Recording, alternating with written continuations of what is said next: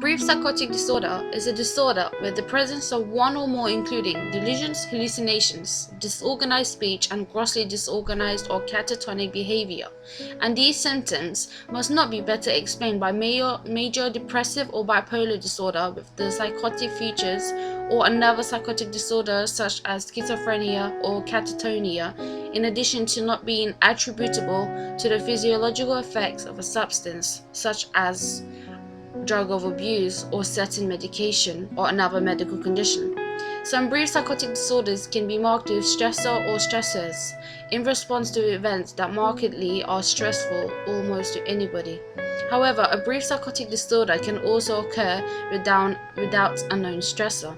The duration of the symptoms can be shown for a minimum of 1 day but less than 1 month. When it comes to its onset, most individuals with a diagnosis of a brief psychotic disorder have a sudden onset, which is defined by a change from a non-psychotic state to a clearly psychotic state within 2 weeks. Most people with this diagnosis return to normal level of functioning after having the brief psychotic episode that led to the diagnosis of the brief psychotic disorder.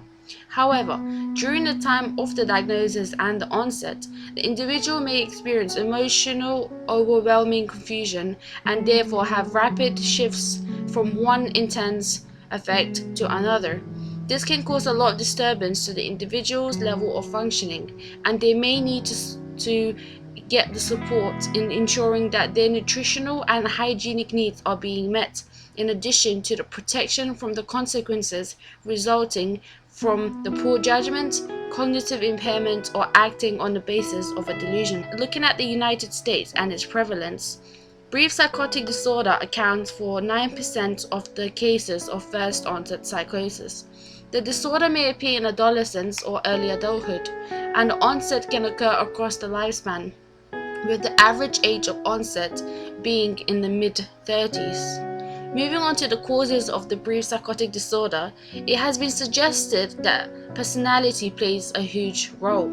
Pre-existing personality traits, such as traits that predispose someone in developing schizotypal personality disorder, borderline personality disorder, or traits of psychotism domain or negative affective domain, such as suspiciousness, may predispose the individual to the development of the disorder.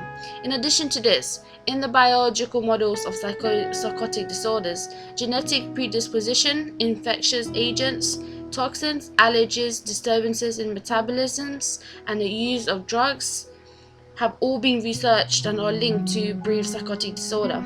Neurotransmitters have also been implicated in the development of the psychotic disorder, like the brief psychotic disorder. The list of the neurotransmitters under scrutiny is long, but special attention has been given to dopamine and serotonin. When it comes to treatment, because of the short duration of the brief psychotic disorder, treatment is brief and focused on being as non-restrictive as possible. If the symptoms are only minimal, impairing the patient's function, and a specific stressor is identified, removing the stressor should suffice for treatment of the brief psychotic episode.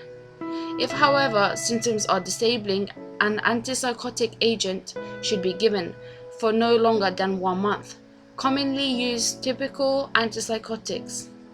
Once the acute attack has ended, further inpatient care is unnecessary. Individual, family, and group psychotherapy may be considered to help cope with the stresses, resolving conflict, and improving self-esteem and self-confidence. As a family member or friend of someone experiencing a brief psychotic episode, and perhaps the diagnosis, it is important to be supportive and to help the individual by being there and removing possible stresses that could be causing the brief psychotic episode. It is also important to keep an eye on the individual's dietary and hygienic needs, and to make sure that these needs are being met during the brief psychotic episode. In addition to this, it is also very important to encourage the individual to seek professional help who can then help the individual seek further treatment if necessary. I hope you have found this video useful, and I hope you're looking forward to my next video where I will be talking about schizophreniform disorder. See you guys next time. Bye!